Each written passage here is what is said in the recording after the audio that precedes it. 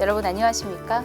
2026년 새해를 맞아 CTS 신년 특집 특별 대담을 준비했습니다.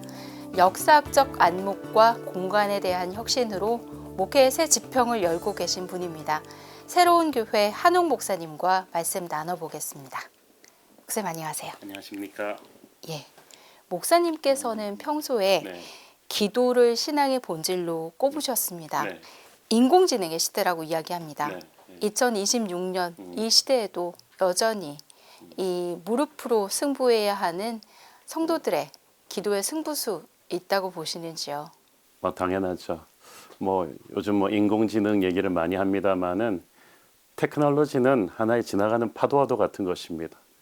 옛날에 PC가 나왔을 때 또는 인터넷이 나왔을 때 스마트폰이 나왔을 때 유튜브 채널 개설하는 문제 이런 게 나왔을 때 이거 안 하면 안 되는 것처럼 했지만은 그것은 하나의 툴일 뿐이고 이 말씀과 기도의 본질은 변함없는 거라고 생각합니다. 그 스펄전 목사님께서 최고의 설교자였지만 그 150명이 넘는 중보기도 팀이 항상 강단 밑에서 뜨겁게 기도했기 때문에 영국 교회 전설이 날 수가 있었고 빌리 그레함이나 D.L. 무디의 그 엄청난 전도 집회 또한 어마어마한 기도 부대가 없이는 불가능했습니다. 저희 교회도 초창기부터 지금까지 끊임없는 이 중보기도 팀들이 예배마다 거의 80명, 100명씩 앞뒤로 3시간씩 기도하거든요. 항상 제일 앞에 앉아 있고 주일학교 아이들도 들어오기 전에 자기 반에 들어가기 전에 선생님들이 끌어안고 한 명 한 명 다 중보기도 해줍니다. 그러니까 벌써 예배 시작할 때부터 이게 분위기가 완전히 다르죠. 저희 교회는 매년 신년 40일을 전 교인의 한 4분의 1이 다 들어오는 특별 새벽 기도를 온라인 오프라인으로 함께 하는데 그걸 10년을 계속했어요. 그 불같은 기도의 힘이 교회를 살리고 있다고 저는 믿습니다. 그래서 아무리 시대가 변해도 저는 기도가 역시 답이라고 믿습니다. 담임 목사가 삶으로 성육신하지 않으면 어떤 프로그램도 돌아가지 않습니다. 그래서 저희도 당회나 교육자들도 또 중요한 예민한 사안을 앞두고 있을 때 연말 연시에 또 회의할 때는 반드시 저 중보기도실 들어가서 전부 무릎 꿇고 같이 뜨겁게 기도합니다. 그래서 우리는 항상 기도는 길게 회의는 짧게. 회의가 많은 교회는 문제가 많아요. 기도가 많은 교회는 회의가 간결합니다. 그래서 저희는 지금 약속의 땅 건축하고 있는데 건축도 지금 온라인으로 밤 9시에 모든 교인들이 1000명 이상 들어와서 계속해서 실시 공사하는 현장을 사진으로 보면서 계속 기도해요. 공사에서 아무 사고도 없게 하시고 모든 과정이 은혜롭게 되도록. 그래서 정말 수많은 고비를 지금 기적같이 넘어가고 있죠. 자연스럽게 교회 공간 이야기를 좀 네, 해보겠습니다. 최근 영화관 건물을 예배처소로 리모델링하면서 큰 화제가 됐습니다. 네. 화려한 성전을 짓는 대신에 상업시설 한복판으로 들어가는 결정을 하셨거든요. 어떠한 목회적인 철학과 신학적 해석이 담겨 있는지 궁금합니다. 저는 사실 교회 건물에 그렇게 연연하지 않고 장소를 2번 빌려서 가면서 했는데 이제 성도 수가 4,000명을 넘어가면서부터는 이게 좀 너무 물리적으로 불가능하고 임대료도 너무 비싸고 해서 우리 공간이 있었으면 좋겠다는 생각에 10년 전부터 계속 기도를 했는데 이게 우리 교회 규모에서 쉽지가 않더라고요. 근데 저는 땅 사고 집 짓고 이러는데 목회에 엑기스를 쓰고 싶지 않았고 저는 어떻게까지나 말씀과 기도로 성도들을 양육하는 쪽에 집중하면서 저는 건물은 교회가 주님의 몸이라면 건물은 몸이 입는 옷 같은 거라고 생각했어요. 코로나 시대를 지나면서 딱 떠오르는 아이디어가 한국 사회 전체가 온라인으로 바꾸면서 극장들이 많이 문을 닫기 시작하고 쇼핑센터가 또 많이 위축되기 시작하고 왜냐하면은 마트들이 이제 잘 안 되는 거예요. 오프라인 마트가. 왜냐하면 다 온라인 쇼핑을 하니까 한국과 미국의 극장들도 막 문을 닫고 그런데 제가 딱 보니까 여긴 또 주차장은 좋아요. 그래서 생각이 요즘 도시교회는 우리가 땅을 사서 지어도 주차장이 없잖아요. 그리고 교회 건물은 또 낮에 주중에 많이 비어 있는데 이거는 좀 아닌가 싶어가지고 기도하기를 극장이나 마트 건물이 코로나 이후로 이제 많이 공실이 되고 있는데 이런 것도 하나 기회를 주시면 좋겠다 생각하고 10년 새벽 기도를 끝낸 그 다음 주에 이제 CGV가 이 가든5 송파에서 철수한다는 걸 접하게 되었고 우리가 딱 가서 보니까 우리한테 딱 맞는 공간이었어요. 그래서 하나님의 은혜로 이렇게 우리 성도 한 분이 그 쪽을 접촉하셔서 길을 텄고 매입했고 이제 개조해서 이제 입당을 한 5달 정도 앞두고 있습니다. 그래서 사실은 저는 그렇게 생각합니다. 미국의 청교도 마을이나 유럽의 그 마을들도 보면은 마을 센터 그 광장에 교회가 있었고 교회 옆에 법원이 있고 시청사가 있고 학교가 있고 마을들이 쫙 클러스터를 이뤘단 말이죠. 마치 광야시대 이스라엘의 성막이 가운데 있고 12지파의 텐트가 들렸듯이. 그래서 교회는 툭 떨어진 산골짜기에 있는 그냥 예쁜 예술품이 아니라 타운 한가운데에 있는 세상 속에 있는. 그래서 목사님이 마을의 중요한 거 결정할 때 그 은행 이자도 너무 높게 매기지 말라 그러고 판사한테도 예민한 케이스를 성경적으로 어떻게 재판하는지 가르쳐주고 시장한테도 뭐 고와 과부를 덮는 법을 만들도록 카운셀하고. 그러니까 교회가 세상 한가운데 있었어요. 우리 교회도 2009년도에 창립했는데 가든5도 2009년도에 지어졌는데 공실이 굉장히 많아요. 가보니까 카페도 있고 식품관도 있고 식당도 많고 뭐 유니클로도 있고 다 있는 거예요. 그래서 그러면 우리 교회가 그 공간 안에 들어가서 어차피 거기로 찾아오는 많은 사람들에게 우리가 정말 빛과 소금의 모습을 보여주면 세상이 교회로 함께 같이 살면서 우리는 그냥 선교적인 교회가 되는 거죠. 그 안에서. 그러면 아주 새로운 패러다임이 되겠다는 생각을 하나님이 자꾸 주셨고, 가든5 쪽에서 있는 상인들 다 그런 분들도 너무 밝고 긍정적인 수천 명의 유동인가 들어오니까 얼마나 좋겠습니까? 그래서 나는 식당과 카페 교회가 따로 안 하겠다. 거기 걸 쓰겠다. 같이 가서 밥 먹고 거기 장사하시는 분들과 어울리면서 크리스천 에티켓으로 그분들을 섬기면서 정말 그분들로 하여금 교회 다니는 사람들이 이렇게 멋있구나 라는 걸 느껴서 자연스럽게 이 기독교 문화가 퍼져나가는 세상의 빛과 소금이 되는 역할을 그냥 들어가면서 할 수 있겠다. 그래서 저는 농담 반 진담 반으로 우리는 그냥 큰 상가교회야.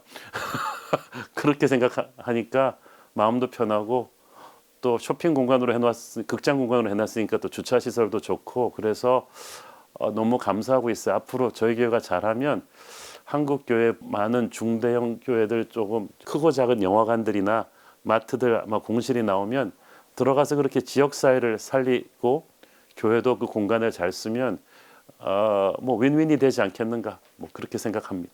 교회가 문턱을 낮추고 세상 속으로 들어갈 때 이 교회의 공공성을 어떻게 전할 수 있을 것인가 하는 고민이 있습니다. 또 한국 교회가 세상으로부터 잃어버린 신뢰를 회복할 수 있는 소통의 본질 어디에 있다고 보시는지요? 자꾸 하신 팀 켈러 목사님 책에 보면은 그 얘기가 나오는데 다이아몬드 이제 광산 만들기 위해서 이 암석을 큰 돌을 폭파시켜야 될 때 폭파시키는 방법이 일단 드릴로 구멍을 중심까지 뚫어서 그 안으로 폭탄을 들여보내서 그 안에서 폭발시켜야 된대요. 그런데 만약에 실수로 안에까지 폭탄을 안 집어넣고 밖에 표면에서 폭발시키면 아무 일도 안 일어나는 거죠. 돌이 안 부서져요. 그래서 구멍을 깊이 파고 그 안에 넣어야 돼요. 그 말은 무슨 말이냐 하면은 우리가 세상 속에 복음이라는 폭탄을 가지고 세상을 변화시키려면 일단 구멍을 파야 된다는 거예요.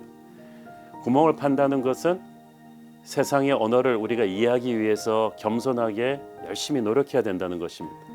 팀 켈러는 제 신학교 선배님인데 굉장히 보수적인 신학을 갖고 있지만 뉴요커들은 굉장히 리버럴한 굉장히 자유분방한 사람들인데 이 뉴욕에서 교회를 개척하기 위해서 가서 그들이 읽는 신문을 쫙 다 읽고 그들의 카페에서 같이 청바지 입고 대화를 하고 그러면서 그가 복음을 전하고 교회를 짓고자 하는 세상을 깊이 이해를 했다는 거죠.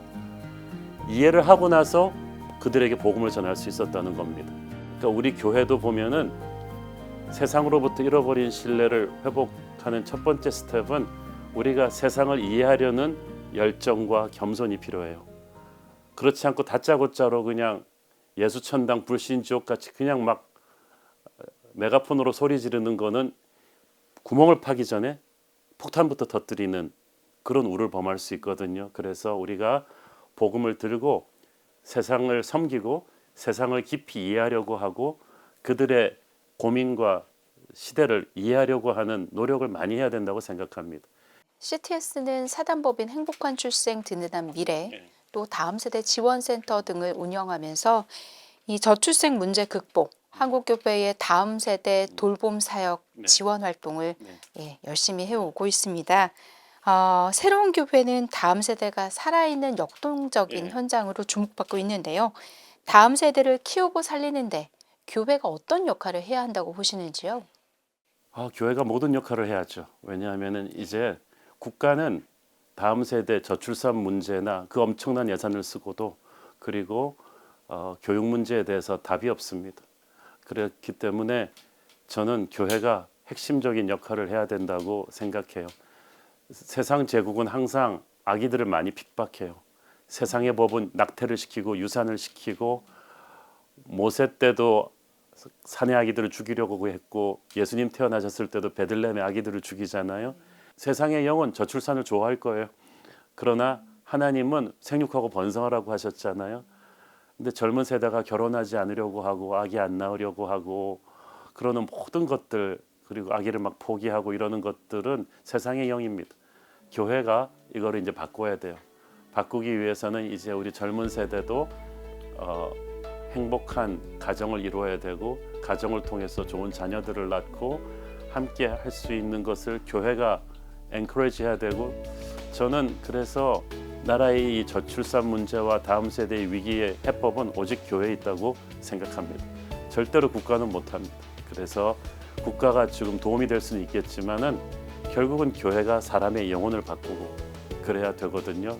사실은 역사에서도 보면 유치원 시스템이나 공립학교 시스템 이런 거 다 교회가 만들어서 체계화시킨 거죠. 한국의 현대 교육도 뭐 배제 학당이나 이런 전부 다 우리 이화학당이나 전부 다 기독교에서 시작을 했잖아요. 다음 세대 생애 주기 유아 때부터 이렇게 청소년 때까지 이렇게 아이들에 대한 지극한 관심을 가지고 주일학교 선생님들에게 축복하고 격려해주고 교회의 영웅으로 만들어주고 그러는 것을 목사님들께서 담임 목사님들이 강단에서 계속 외치고 시스템적으로 주일학교에다가 의도적으로 계속 투자하고 교사들을 당연시 여기지 말고 격려하고 이걸 해야 된다고 생각해요. 저희 교회가 아무리 어려웠어도 지난 16년 동안 정말 제가 총력을 기울여서 이 주일학교에 정성을 쏟고 격려하고 그래서 1,000명이 넘는 우리 주일학생들이 숫자보다 더 중요한 거는 이들의 삶이 변하고 은혜가 넘치고 해서 애들이 부모를 전도하고 이러는 역사가 있는 것이 참 감사한 거라고 생각해요. 아이가 아이를 전도하는 그런 운동을 일으키고 싶고 통계적으로 18살 이전에 예수를 믿지 않으면 이 사람이 예수 믿을 확률은 20%로 떨어집니다. 그리고 기독교 역사를 바꿀 믿음의 거장들도 대부분 18살 전에 주일학교 때부터 올라온 사람들이거든요. 그래서 저는 우리 주일학교 학생들 하나하나를 보면서 다음 세대를 움직일 위대한 하나님의 다니엘 에스더들이 있다. 꼭 계속 우리가 선포하고 믿어야 된다. 이걸 강조하죠. 아이가 부모를 전도한다고요? 예, 그렇죠. 왜냐하면은 코로나 끝나고 한 예로 이제 애들은 교회 빨리 오고 싶은데 부모는 아예 온라인 좋다 막 이러고 있는데 애가 벌써 신발 신고 가자 그러는데 뭐 어떡하겠어요. 그러니까 특히 할아버지 전도는 그렇게 고집센 할아버지들도 손주가 가자고 눈물 흘리면 그냥 100%입니다. 그래서 요즘 부모들이 애들한테 꼼짝을 못 하잖아요. 그래서 저는 아이들을 통해서 부모를 움직이는 것 또한 굉장히 파워풀한 거라고 생각을 해요. 목사님께서는 영적 리더십에 대해서 굉장히 많이 강조하셨습니다. 네. 이 시대에 필요한 영적 리더십 무엇이라고 보시는지요? 저는 진실함이라고 생각합니다. 목회자들이 이제 자료들이 많잖아요. 그리고 외국에서 유학하고 돌아오신 샵하신 목사님들도 많으시고 교회가 이제 많이 세련되어졌고 그렇지만은 성도들에게 영향력을 미치는 감동의 리더십은 진실함이 아닌가 생각을 해요. 진실함이란 자기의 한계를 솔직하게 성도들 앞에서 인정할 수 있는 거죠. 근데 성도들이 그걸 느끼는 것 같아요. 가령 예를 들어서 저는 항상 제가 설교한 만큼 살지 못한다는 것을 제가 알고 있고 그걸 항상 양심의 가책을 느끼고 성도들한테 이야기를 합니다. 그러니까 슈퍼맨 목사가 아니라 나는 모든 것을 다 안다는 목사가 아니라 저는 성도들이 성경 질문해도 모르는 거 모른다 그래요. 진짜로 모르니까. 쉽지 않아요. 예, 그런데 그게 진실함이죠.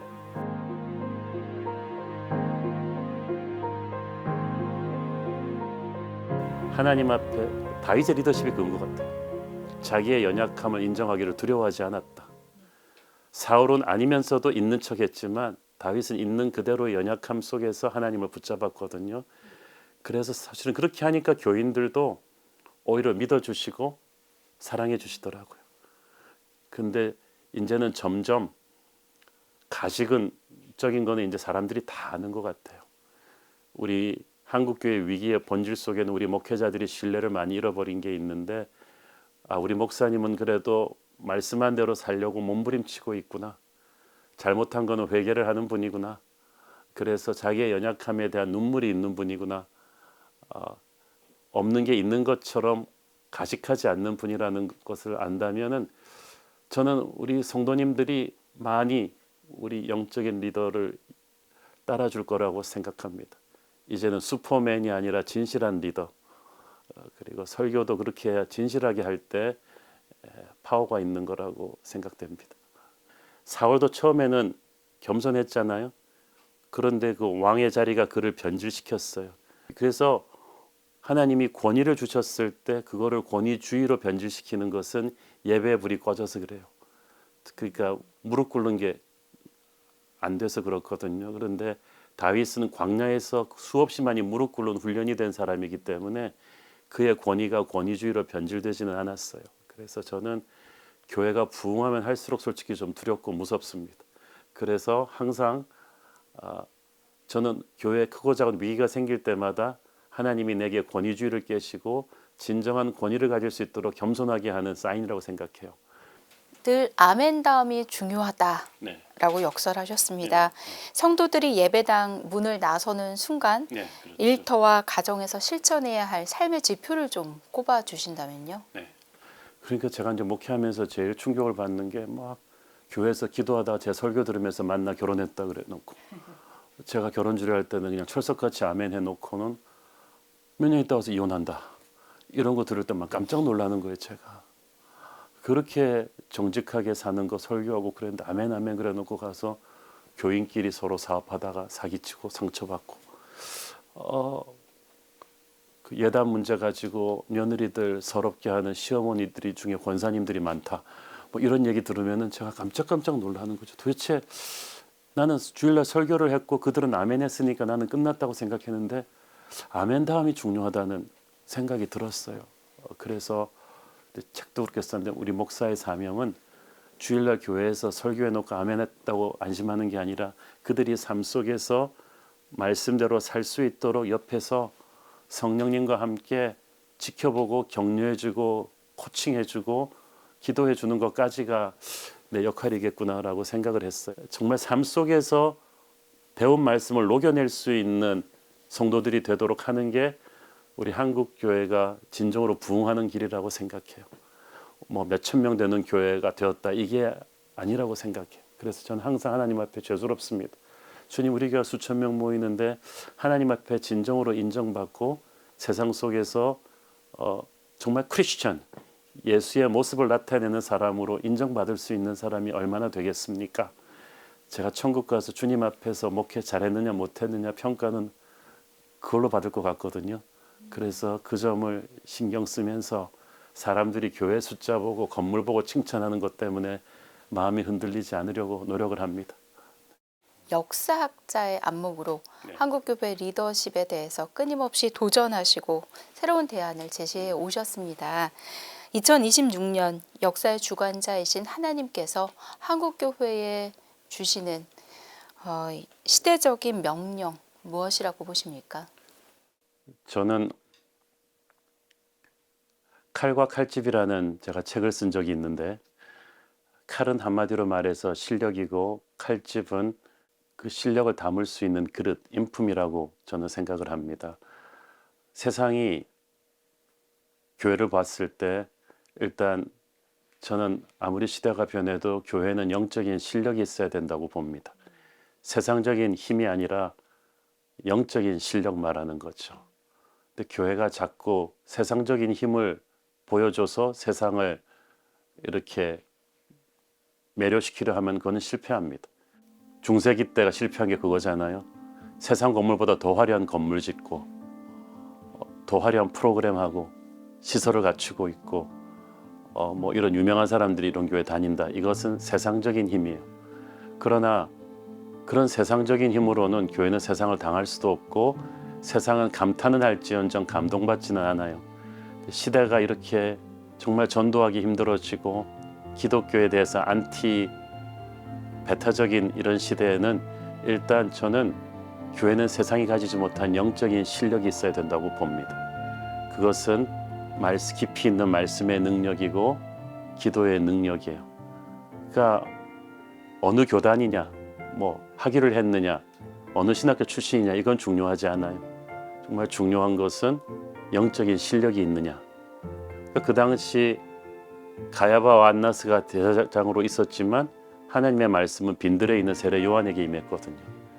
하나님은 지금도 우리는 너무 교단과 교파 싸움, 또 목사님들은 가서 외국 박사학위 이런 거에 너무 함몰되어 있느라고 교권 싸움도 너무 많아가지고 진짜 영적인 실력으로 세상을 변화시키는 일을 너무 소홀히 하지 않았나.